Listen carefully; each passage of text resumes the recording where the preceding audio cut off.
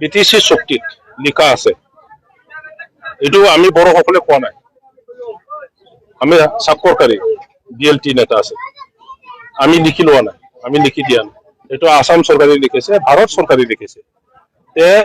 2003 চনৰ 10 ফেব্ৰুৱাৰীলৈকে যিসকলে আছে ইয়াৰ জাতি ধৰ্ম উল্লেখ কৰা নাই, যিসকলে আছে বুলি কৈছে।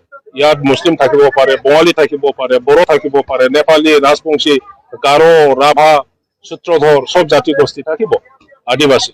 গতিকে 2003 চনৰ 10 ফেব্ৰুৱাৰীলৈকে যিসকল আছে তেখেতসকলে BTC বাকী বুলি কৈছে, বহিৰাগত বুলি কোৱা নাই। তেখেতসকলে BTC বাকী মানে ভাৰতীয় নাগৰিক হয় না নহয়, BTC বাকী ভাৰতীয় নাগৰিক হয় না নহয়। গতিকে সেই লাইটতহে আমি BTCয়ে কাম কৰি আছো। আপোনালোকৰ দলীয় নেতাই এটা বিতৰ্কৰ সৃষ্টি হৈছে, তেতিয়াহ'লে আপোনালোকৰ দলীয় নেতাই BTC চুক্তি 2003 চনত হৈছিল সেয়া নামানে নেকি?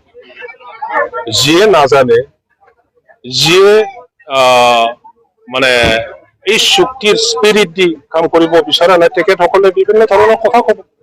আৰু যিয়ে BTC চুক্তি ভাল নোপোৱা মানুহবিলাকতো আছে না, আগৰে পৰা তেনেকুৱা এজেঞ্চি, তেনেকুৱা ব্যক্তিবিলাকে আমাৰ সমাজত বিভিন্ন ধৰণৰ মানে উচতনি দি পেলাই নিজৰ মাজত দ্বন্দ্ব যে নহয়, কনট্ৰডিকশ্যন যে নহয়, কাজিয়া যে নহয়, এইবিলাকক কৰি আহিছে।